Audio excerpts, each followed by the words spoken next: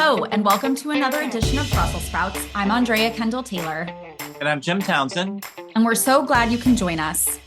February 24th marks the 2-year anniversary of Russia's full-scale invasion of Ukraine. Heading into the third year of war, Ukraine faces a challenging outlook. No longer are US and European leaders talking about Russia's strategic failure in Ukraine. Yes, NATO has expanded. Moscow has lost its leverage over Europe as it reduced its dependence on Russian oil and gas. And sanctions and export controls will constrict Russia's economy and its ability to innovate. But having blunted Ukraine's 2023 offensive and amid signs of US reticence to sustain military support for Ukraine, the Kremlin appears confident that things are heading in Russia's direction. In the last week, Russian forces took Avdiivka after 4 months of fighting for the city, a loss that the Biden administration has blamed on the US Congress and the quote unquote cost of congressional inaction. Anxiety over this outlook was running high at the Munich Security Conference, where the Allies grappled with the reality of a rising threat from Russia, underscored by the killing of Alexei Navalny and the disclosure of Russian plans to put a nuclear weapon in space, and the transatlantic community's lack of preparedness, especially in terms of the defense industry, to address the rising challenge. To discuss where Ukraine stands 2 years after Russia's brutal invasion, we're happy to welcome 2 former US ambassadors to Ukraine, Bill Taylor and Marie Yovanovitch. Welcome to you both. Thank you. Thank you, Andrea. Very brief introductions. Bill is the Vice President for Europe and Russia at the U.S. Institute of Peace. He served as U.S. Ambassador to Ukraine from 2006 to 2009 and as the Charge d'Affaires at the U.S. Embassy in Kyiv in 2019. And Marie is a Senior Fellow in the Russia and Eurasia Program at the Carnegie Endowment for International Peace and a non-resident fellow at the Institute for Study of Diplomacy of Georgetown University. And she served as the U.S. Ambassador to Ukraine from 2016 to 2019 and to the Republic of Armenia and Kyrgyzstan. All right, so in the opening, I gave a relatively bleak picture of where things stand, but I'd love to hear from both of you in your own views, kind of your assessment of where things stand at this 2-year mark of Russia's invasion. Bill, maybe we'll start with you. Thanks, Andrew. So 2 years in, first year was marked by real advances by the Ukrainians, pushing the Russians back out after they invaded, as you said, 2 years ago. The second year is much more of a stalemate, although that term has generated some controversy in Kyiv. We can talk about that. But the stalemate appears on the ground. It's a fair point that the line of contact, the kind of 900-kilometer line, hasn't changed that much in over a year. However, the Russians are making some progress, as you've just mentioned, marginal progress, but nonetheless noticeable, measurable, identifiable progress. And it's not a coincidence that it happens as the questions arise about the stability of our flow of funds and weapons and ammunition. But the other thing I would say is amazing accomplishment by the Ukrainians in the Black Sea. They don't have a navy. They don't have the Black Sea fleet. Their Black Sea is gone. The Russians are operating out of Sevastopol, and the Ukrainians have pushed the Russians back out of the western part of the Black Sea, so much so that the Ukrainians have been able to reestablish a trade, reestablish flow of grain exports to the world, but it also helps their economy, of course. So that's a big thing. The other thing I'd mention, Andrea, I'd love to get Masha's thoughts, is that in the air, the Ukrainians have done some surprising, audacious actions. They've knocked out a good number of Russian aircraft. They have struck deep into Crimea. They have struck at military targets, mostly in occupied Ukraine, but also actually into Russia with their own weapons. So they've taken the offensive to the Russians as well. So it's been mixed for these 2 years. They're holding on. It's grim. They need us. They need the support that you'd mentioned. Yeah, so Marie. I'll just jump in here. I'm in violent disagreement with everything Bill just said.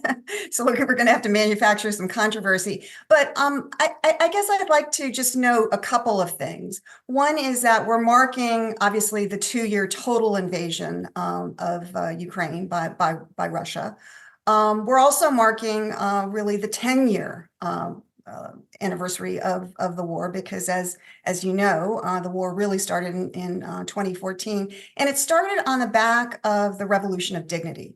And yesterday we marked the deaths of the so-called Heavenly Hundred, where Ukrainian forces, perhaps under Russian guidance and control, brutally mowed down over 100 Ukrainian protesters. So there are there's a lot going on in this space, and it's not coincidental that the war started at about the time of the Revolution of Dignity, because the Revolution of Dignity was about getting out from under Russia's thumb. It was about turning west. It was about rule of law. It was about the future of their children, minus Russia, minus the Soviet legacy. And so I think it's important to kind of put it in that context. And so, you said at the beginning that we at the beginning of the war, it seemed that Russia was at a point of strategic failure, and I would also say a number of tactical failures as well. And now I think what we're looking at is I hope not, because I, like Bill, am an optimist, but we're looking at American failure. We're not looking at Ukrainian failure, because the Ukrainians are still as brave and as capable as they have ever been. And, as Bill alluded to, they are doing all sorts of creative things with not very much. But, they can win on the ground. They can win on the air. They can win in the sea. But they can lose right here in Washington. And so we need to figure out how we can get, more supplies to the Ukrainians. I think that's really important. Yeah, it's hard to have a conversation about this without returning to the United States. And maybe, Bill, just to and I'd love to hear both of your thoughts about the likelihood that the supplemental, or that the U.S. assistance will pass. I know I've really struggled kind of in answering that question. We've heard from the Biden administration some optimism, back into the fall, that it would eventually get done. And here we are almost into March, and it still hasn't passed. So, Bill, I don't know if you have a sense of how that's likely to play out in the coming weeks or months. Well, Andrea, we notice that bill passed overwhelmingly, 70-29 in the Senate. So that's a big bipartisan vote. You don't get many of those these days. So 22 Republicans joined almost all of the Democrats in support of this bill that had the Ukrainian package, the Ukraine package, as well as Israeli and Indo-Pac. But the big $61 billion was there. And you're right. And now it goes to the House.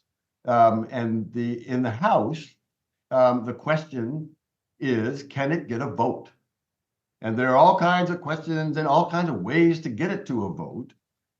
If it does come to a vote, I am convinced smarter people than I am, and know this House better than I do, tell us all, I'm sure, that it'll pass, just like in the Senate.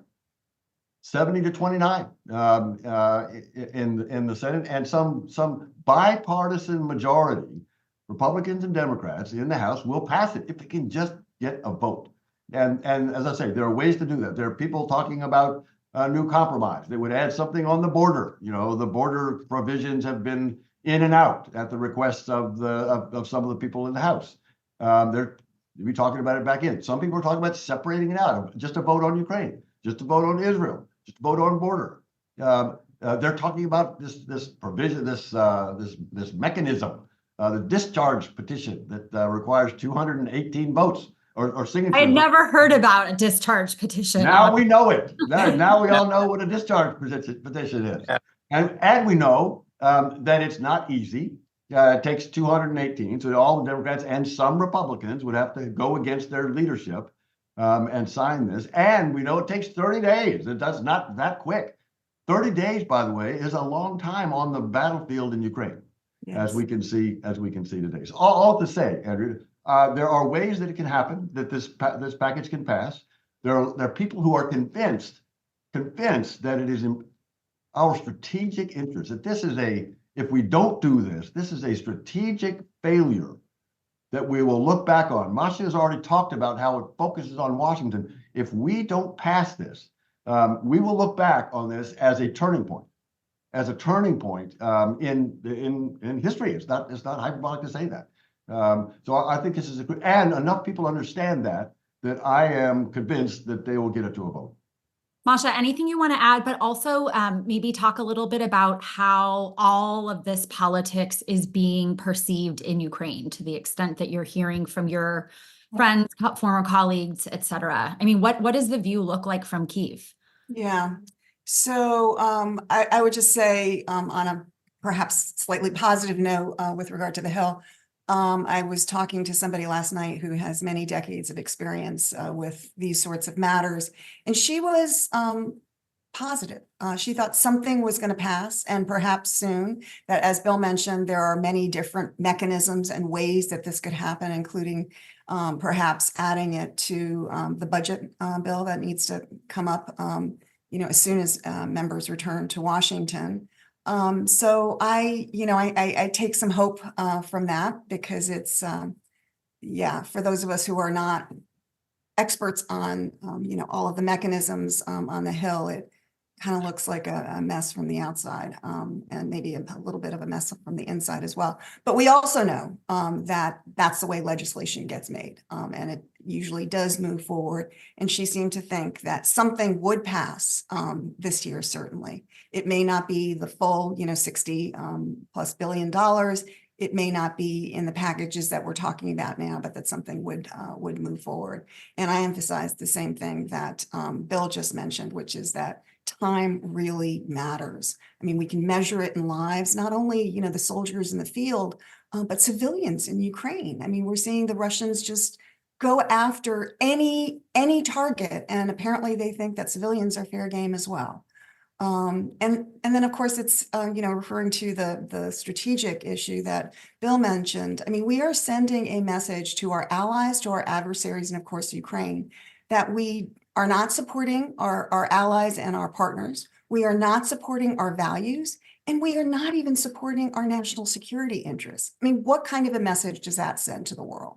And it will take us, if we don't recover from this, it will take us a long time to get back our reputation as a reliable ally, around the world.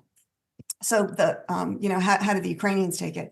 As you can imagine, they are very, very worried, and they are, we are still the most important partner.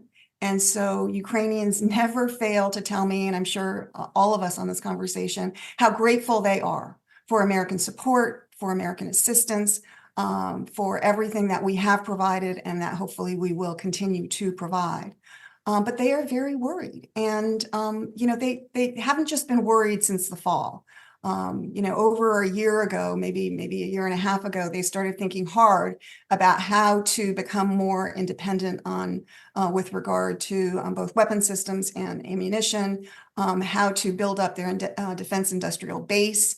They've been working on that. We are starting to see some of the fruits of that, not only in terms of business deals with American industry and European industry, but also on the battlefield itself. And so that is a good thing. But at this point, they need us, and we really need to step up. So what are my friends telling me? I'll tell you what one friend told me.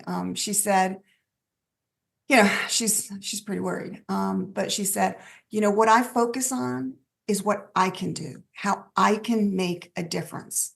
And, if I think about everything too much, then I, spiral downwards. But if I think about what I am doing, how I am making a difference, how I can help Ukraine, that is really helpful. And I think that's an important message, for all of us, that, everybody can't do everything, but you can do your part. That's fantastic. That's Masha. That is a very thrilling thing that you just said. You and Bill, I have to say, I agree with everything you're saying, and I'm so glad that you are who you are and speaking out and spreading this message of not just some hope there, but also this urgency. And I just Godspeed to both of you on this. We're doing our best on Brussels sprouts as well. But let me just say, let me ask a question. 2 years ago about Zelensky, something that's I've always wondered about, and I'm sure there's a good explanation. The Zelensky that we saw in the run up to that invasion 2 years ago, the second invasion, as he was being visited by Bill Burns and others with the intel, and the intel was being released, his response was very different than what we saw after the invasion. After the invasion, Zelensky was positively Churchillian, standing in the road with his team, saying, "We're not leaving," and I don't need a ride. I need ammunition. I mean, my God, that was just thrilling to hear. But before that, it was very different public statements and his actions. The Ukraine military was taking steps. They were dispersing their forces. They were doing some very good things. But it was different coming out of Zelensky. What was it that, I mean, obviously the invasion changed his mind, but what was he trying to achieve beforehand? Did he feel that he didn't believe the US? Did he feel that he could handle Putin himself? What was going on in Zelensky's mind, do you think? Masha, Bill, why don't you take that? You know him better. So Masha and I were both in Kyiv about that time, Jim, in January of 2022. And so this is like 3 weeks before the invasion. I sat down with him. Ben Hodges and I had about an hour with him. And again, he had gotten the briefings that you mentioned. He knew what we knew. He didn't, you're right. He didn't, like a lot of people, I will say, even people who got the briefings, and probably got Andrea's briefings, and even people who didn't want to believe that he was actually going to pull that trigger. Zelensky, well, he ran, Jim. You remember, he ran in 2019 when Masha was there, when she was the ambassador. He ran on two planks. One was to end the war on his terms by sitting down with Putin. He thought he could sit down with Putin and solve it. And the second one, of course, was not to fight corruption, but to defeat corruption. The two very idealistic planks in his platform. But yes, he did think that he could somehow work it out at the beginning, work it out with Putin. That obviously didn't happen. Turned to the United States, needed us, got the briefings from Bill Burns. When we were there in January of 2022, 3 weeks before, it was still very partisan there. I mean, we talked to opposition leaders, and they were doing what opposition leaders do, again, before the invasion. And they criticized, and they were pointing out the problems of Zelensky, and Zelensky's ratings were down. He was elected with, 73% of the vote, and he was down to in the 30s at this time, before the invasion, before, as you say, he stepped up with all the courage that you just described. But he was down in the polls, and he didn't, and he was worried about the economy. And he mentioned this to us. To Ben Hodges, he said, look, I asked him about this, the debate at that time, the word at the time was imminent. And Andrea and team were back here saying it's imminent. And Bill Burns had probably used imminent when he was out there. And Zelensky didn't want to hear that. He didn't want to hear imminent. I mean, he knew there's a problem, knew there's a threat, knew there's a possibility, but he didn't want panic. He didn't want to send Ukrainians across the border into Poland, into Romania. So all that's going on. Again, criticism from at home. That's what he's going on. And then, as you say, stepped up. And I need ammunition, not a run. Yeah, I think the economic piece, and Masha would be interested in your view, is really key, because I remember from that time too, like many people were convinced that Putin would just keep the troops on the border, dial up the pressure, dial it back as he needed to, and meanwhile, Ukrainian markets were collapsing and tumbling. And so he was trying to portray this sense of confidence and strength so that Putin couldn't basically destroy the Ukrainian economy just by camping his troops out on the border. So I think, I don't know if you remember it that way too, Masha, but anything you want to add to that? And I mean, Anything you can say about the Zelensky before and the Zelensky after? I mean, are you surprised that he stepped into this role the way that he did? Yeah, so I think you're right, Andrea, that I mean, obviously everything Bill was saying, I agree with, but I think there is a huge economic component to it, what you said, but also I think he was worried that our public warnings also, I mean, he was pretty mad at us, as you'll recall. That's right.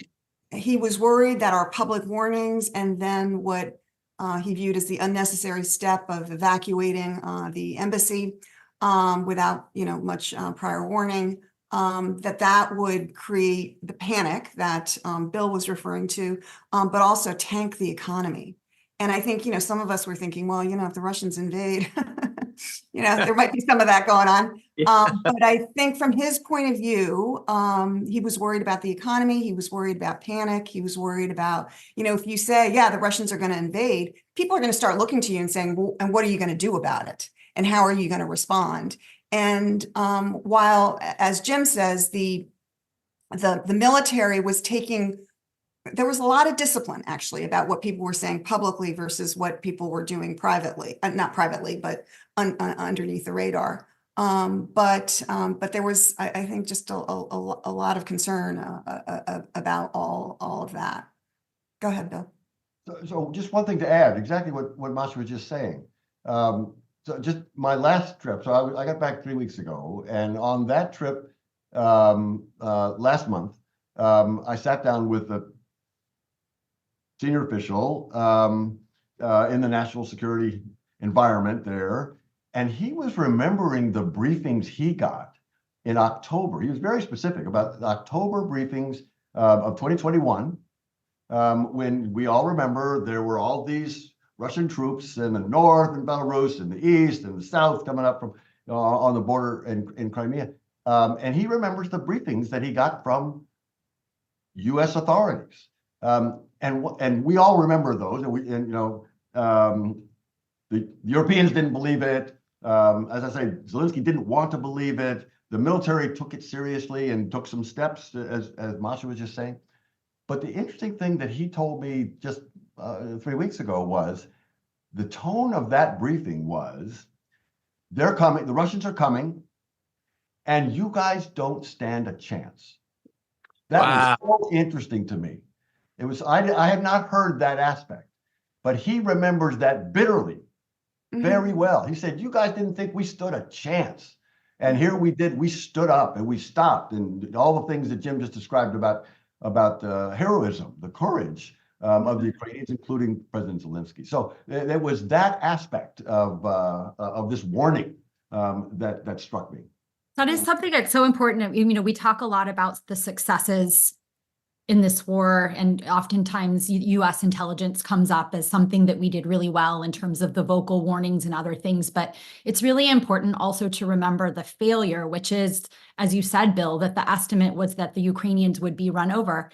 And that had tremendous policy implications, because then we chose not to arm and equip and prepare them for it because of that. And so, yes, there's been so many things that U.S. intelligence has done right. It helped the cohesion of the alliance and the rapid responses on sanctions and other things. But man, that's a huge failure that I think we don't talk about enough, because it really changed our willingness to support them in the earliest days. Could I jump in?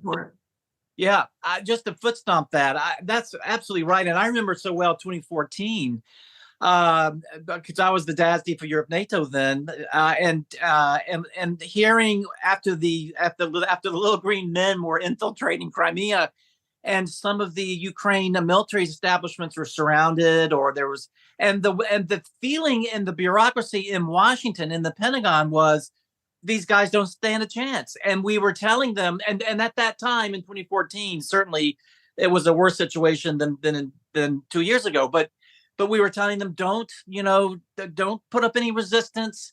We got to figure this out. And so there's always been this kind of background noise of, these guys, they're just not ready for this. And so that story just really struck home. We still had that in our mind. And Andrea, you and I remember too. I mean, as we were in the run up to that invasion, we were talking all the time and going, echoing what we were hearing around Washington and our own thinking about, is this going to be a bloodbath? The videos of the tanks on the trains going and taking their jump off positions, and every night seeing that, the drum beats of this, and I think it really goes to Zelensky and his people, where when the invasion finally happened, they didn't let that stop them. They absolutely put us out of their minds, and they went to the front lines. And I have to say, it really, given the static they were getting from the West, you have to really give kudos to the courage that the Ukrainians had to say, hey, you guys just get out of the way and watch what we're going to do. Yeah. And they did. Yeah. If I could just jump in here and say, I think that one of the constants over the last 2.5 years is the underestimation of Ukraine. I mean, you've just outlined it at the beginning, but it has continued over the last 2 years, and it is continuing now. Ukraine doesn't have a chance, which is one of the major reasons some cite for not providing assistance. And it is just wrong. Ukraine has demonstrated over and over again that it can win if only we would help. Yeah, absolutely. And that kind of thinking made us not give them the equipment they needed last year. Exactly. Not they needed the tanks and the F-16s last year before they went off on the offensive. But you're absolutely right. That kind of thinking has undercut them time and time again. Yeah. Colin Powell used to have this expression, optimism is a force multiplier. And I think, here we're seeing the exact opposite. Yeah, a slight transition, but Bill, something you said, we were talking about the early days before the war and how kind of political and partisan things were. That obviously has changed tremendously with the war, and there's been everyone has been willing to put the political differences aside to rally around behind the cause. But are you, with the I don't even know how to describe it, but the tensions between Zelensky and Zaluzhny that have captivated the media's attention, obviously amplified by Russian information, trying, I think, to aggravate people's perceptions of those political divisions. What's your sense of what the domestic political situation is like currently? Yeah, it is changing, Andrea. I think you're exactly right. And you're exactly right about in the beginning, it was just everyone fell in behind Zelensky. The opposition leaders, they offered their total support. There was no daylight between the military and civilians. It was amazing. It's ground on. Here we are 2 years in. And I have to say that there are now voices, concerns, cracks in the unity. Unity is going to be very, very important going forward. It's going to be very important. And politics is starting to enter in again. I mean, you talk to some of the same opposition folks that I talked to before the war, and even some new ones, and they say, we wish we were in the government. There's talk about, well, maybe they should form a government of national unity, and people in the Rada said, I wish we were, more influential and we had more say about these kind of things. People in civil society concerned are still about the kind of the centralized nature of the media at this point. You mentioned earlier, Andrea, the questions about elections. We can get into that. I don't sense the demand for elections coming through at this point. Despite what I just said about these kind of voices of concern and irritation and wishing they were making more input into the decision making, the elections just don't seem, we can talk about why elections are probably not a good idea right now. And I think the government has come around to that. And if they flirted with them before, they're not now. And civil society is also there. But in answer to your question about the politics, it's starting to reemerge. Last thing I'll say is the polls, when you ask Ukrainians, again, it was 92% at the beginning, no compromise. We will fight for every inch, total support for Zelensky. Well, that's starting to come down. Of course, it's starting to come down. The polls for Zelensky are high. For Zelensky, still high, but lower than Zelensky. But the number of people who are willing to consider a compromise the number has gone from something like 6% to 12%. It's still not big. It's still not big, but do you see the trend? And you can understand it. I mean, they've been fighting, not just the soldiers on the front lines have been fighting for 2 years, but the society has been under fire for 2 years. Yeah, Marie, anything you want to add to that? And then I'll throw in one additional question, which is kind of the economic situation. So we've obviously been quite focused on the sustained U.S. military support, but the budgetary aid is also equally perhaps as consequential. I don't know how much longer they have until, their funds run out. Obviously, the European Union came through passing the $6 billion, but my understanding, that's over 3 years. And so what they get now is something like less than half of what they require for this year. So it's a difficult position on the economic front. They might not have the ability to pay the soldiers, the teachers, all of the public services to keep the country running. I guess the analogy would be that things would start crumbling behind the front. What's your sense of where that all stands? Yeah. So just to address the first question first, I think there is some serious concern in Ukraine and perhaps elsewhere that the Zelensky government is overstepping the authorities that it has as a result of martial law. I mean, this is a country at war and there is martial law that Parliament passed. These are extraordinary circumstances, and I think everybody understands that. But I think there are, as Bill noted, a lot of grumblings about some of the measures that have been taken. When it comes to press issues, particularly TV, where there is, kind of one single provider for all of the stations, and opposition politicians are rarely, if ever, invited on. Opposition members in Parliament, for example, need permission to travel abroad and are not getting it. And so that's a real concern. And I have to say, many of these people would be amplifying voices here in Washington and Bonn and Paris and London for the Ukrainian cause. And I think it's short-sighted not to allow them to travel. So I could go on, but I think there are some serious concerns here, and they need to be addressed. And I guess before you pivot to the domestic piece, this is something that is harder to talk about, I think, Yes. given the sensitivity of it. But it is, to your point, from people even watching from the outside, there are concerns about what's happening politically and the kind of dismissal of Zelensky. There's been so many kind of indicators. And from a very academic perspective, I would say, like, when you study these countries that are at war, you have these leaders who view themselves as really like the only leader who's qualified and able to guide a country through difficult times.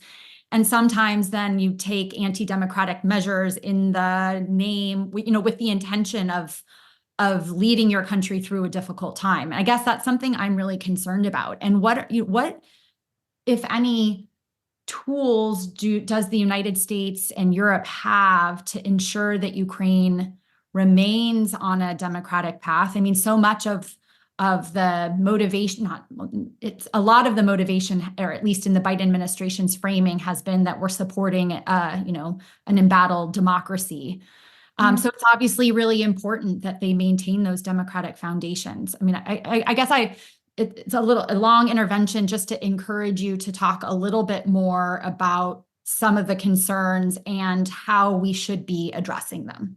Yeah. So I think probably all four of us would agree that, it is the right of, the president of Ukraine to dismiss, his commanding general. That is his absolute right. Whether it was a good idea or not is a different matter. And, the scuttlebutt is that part of the reason that Zelensky was dismissed was, as Bill was saying, that, Zelensky was polling at 88% of, trust among the Ukrainian people. And Zelensky was at 66%, which I would just note any American president would be proud to have. But it's a lot less than 88%. And I think, that was concerning. And the scuttlebutt is that Zaluzhny, had some ambitions and was being supported in those ambitions by former President Poroshenko, now, of course, in the opposition. And so, I'm not sure that I know what the truth is, but there's certainly a lot of rumors going on, and which attests to what Bill was saying, that politics is definitely back in Kyiv, with a vengeance. So, what can we do to help the Ukrainians, continue on, even in these really difficult circumstances, with fighting for their democracy, fighting against corruption, creating the rule of, making the rule of law stronger, et cetera. And so, I think one thing we need to remember is that first and foremost, it's up to the Ukrainian people. We cannot want this more than they do. And they want it bad. They have told us, and they have told themselves, right, in multiple elections, in 2 revolutions, this war against Russia, how they want their future to look. They do not want to make the oligarchs rich again. They want rule of law. They want a future for their children. They want to be in Europe. And so that's what I'm putting, my money on. I will not bet against the Ukrainian people, and I don't think any of the rest of us would either. And what we need to do is what we've been doing, since independence, and really, all in since 2014, which is supporting what the people say they want and what successive governments have said they want. Although, as we know, reform is hard. And it is a generational process. It's not going to be one and done. The Ukrainians over time have made a lot of reforms. Some of it has taken root. Sometimes there are steps backward, 2 steps forward. It's hard. And we need to keep on supporting that. And I think the biggest incentive right now on this front is what the EU offers. The EU is offering membership. And they're saying, of course, you have to harmonize, I don't know how many thousands, maybe it's even millions of regulations and laws and, all the hard nitty gritty work of becoming a member of the EU. But there are also 7 big honking principles, things that the Ukrainians need to do in terms of corruption, in terms of cleaning up the judicial sector, et cetera. And that, I think, provides the incentive, not for the Ukrainian people who are all in on this, but for the government to keep on moving forward in this way. That is crucially important. Yeah, I couldn't agree more. The EU accession process is so important, and I hope that the EU continues down this process of the staged accession, where they can gradually kind of get access to more and more parts of the European Union instead of doing it with the kind of one-shot thing. I think that's such an important point. And I hope that is something we don't talk about that much here in Washington. I mean, obviously the EU leads on that, but there's all sorts of things that the US could be doing to help Ukraine meet the criteria and other kind of ways to support the process. And I think, something that we should be talking about more. But Jim. Could I jump in on that? You mentioned about the EU process, but let's talk real quick about the NATO process that we're going to see in July. And we're hoping to see in July. I don't think if you're in the administration, you thought Vilnius was a great success. If you're outside the administration, you thought it was a horrible thing. And I was there at Vilnius on the side events, and it was horrible from just a few feet away from where all this was happening. And so I'm hoping that we're going to see a different result, a different plan, a different approach, and not as far maybe as Ukraine wants, but it's going to be a definite step towards that end. So I was wondering if you all had any comment on the summit coming up, what you feel we can do to give an extra push. Masha, back to what you're saying, there's some things that we can do, and there's some things that the U.S. can do better. And I think coming up with a better approach of a Ukraine NATO membership arrangement is one of those things that the U.S. should put its shoulder behind. So I was wondering if you guys had any ideas. Jim, great question. Glad you asked.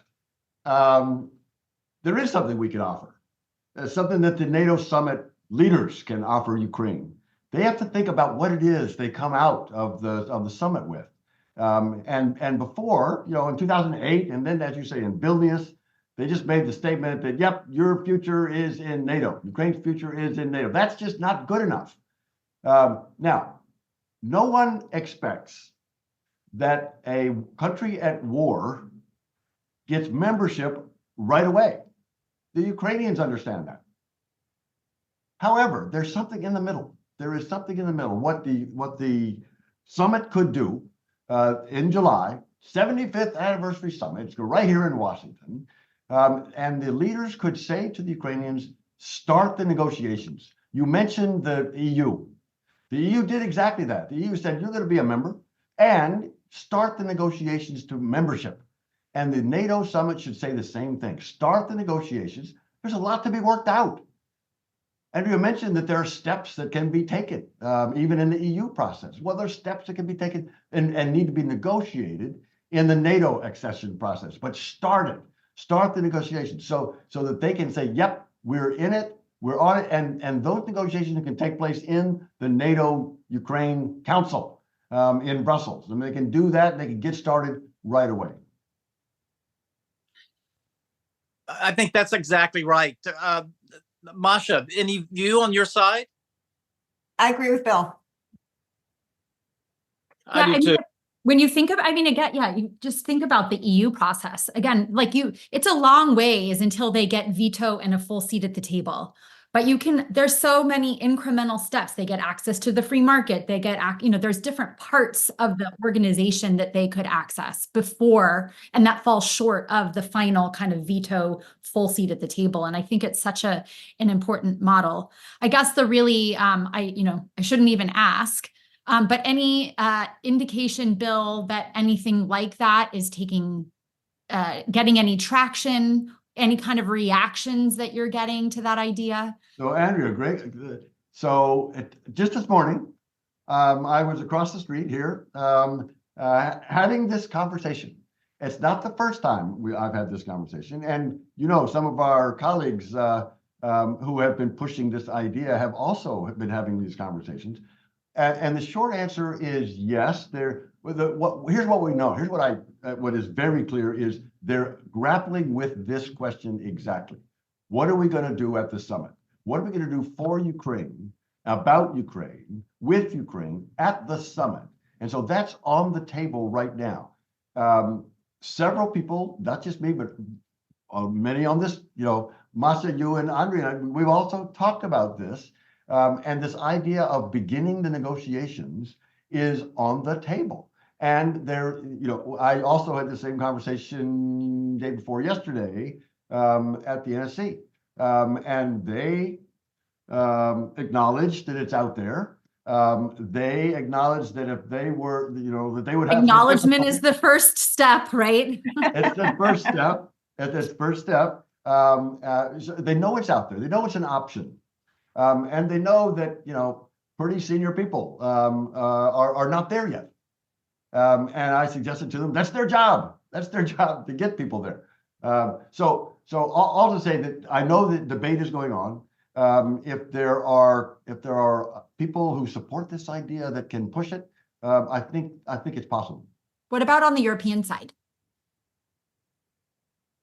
We remember, better than I, that in Vilnius, there was a strong move by a lot of European members of NATO to offer apparently membership at that time. And there were two main holdouts, Americans and the Germans. Yeah. And we give all this attention to alliance unity. Well, we could have had alliance unity if we had just accepted what most of them wanted. Now, I don't know where the Hungarians were, and I don't know where the Turks were at that point, but I do know, the answer to your question, Andrea, that there were many European members of NATO who were ready to go forward at Vilnius, and the opposition by the Americans and the Germans. Even the French were ahead of us in this one. So I think it's possible. Yeah, and I would just add, there's an opportunity to make history here for the 75th anniversary of the Washington Treaty held in Washington. And I think the administration should move forward on this, just as Bill outlined. Yeah. Well, I think we're at time. I so appreciate that in this conversation on, marking the 2-year anniversary of the invasion that it was a more optimistic conversation than I was expecting us to have. Maybe I should have expected, given that you two were the guests and your penchant towards optimism, but with all of the doom and the gloom and kind of the anxiety that is hanging out there around these issues, I really appreciate your analysis and your framing and the kind of pragmatic approach to making progress on these issues. It was really refreshing, and we kind of ended in a different place than I thought. And I so appreciate that. So thank you both. Thank you, Andrea. I always follow Masha. I always follow her. And, I've got to tell you, you can't see these, but I've got socks on that say, be brave like Ukraine. One's yellow, one's blue. And I think that's all we need to do. We need to be principled. We need to be brave. We need to support the brave Ukrainian people. Perfect. The end. Thank you both. Thank you for listening to another episode of Brussels Sprouts, brought to you by the Transatlantic Security Team at the Center for a New American Security. You can find all of our previous episodes wherever you get your podcasts. And please remember to rate and review Brussels Sprouts so that new listeners are able to find the show.